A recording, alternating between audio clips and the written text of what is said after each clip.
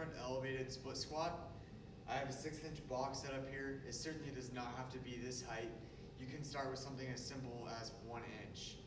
Many gyms or facilities have those rubber mats that are about 1 inch. You can use change plates like 2.5s, 5s. You can use like a stepping stool, many options of step height. It depends on the intentionality of what we're trying to do. So just for simplicity's sake, I'm going to give you a couple of examples of progressions and regressions within the movement. So with my left foot forward, the key here is to not get my feet too narrow.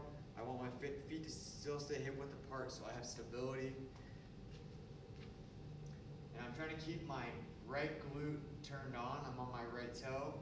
That's going to allow me to elongate the tissue on the front of my right hip while loading into hip flexion on the on the left, and dorsiflexion on my left ankle. So we're trying to address 3 mobility issues or 3 mobility goals with this movement. So as I come down, I'm driving my knee over my toe, keeping my front heel on the ground, thinking about getting calf to hamstring, and keeping this glute turned on and my torso vertical. So there's my bottom position right there.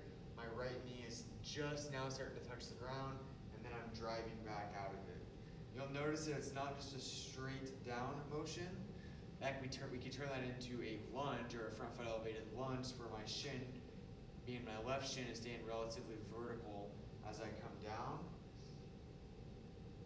And then I'm essentially working on hip flexion on the left, hip extension on the right, not a lot of ankle stress being placed with that lunge variation.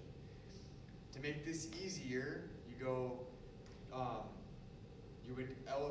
make it easier in terms of getting into more hip flexion, you're going to elevate the box, right? So if I have a higher box, I'm going to be able to get into more hip flexion.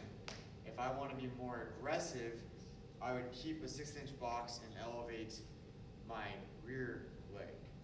Now, some of you are not going to have very good hip extension, so how do you know how wide your stance should be?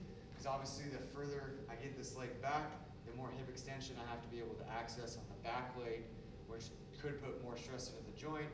If that hip doesn't move or allow you to get in that position, it can result in some low back irritability or maybe even some excessive irritability to the front of the hip. So, listen to your body, look at your handout, follow your prescription guidelines for your sets, reps, and your setup.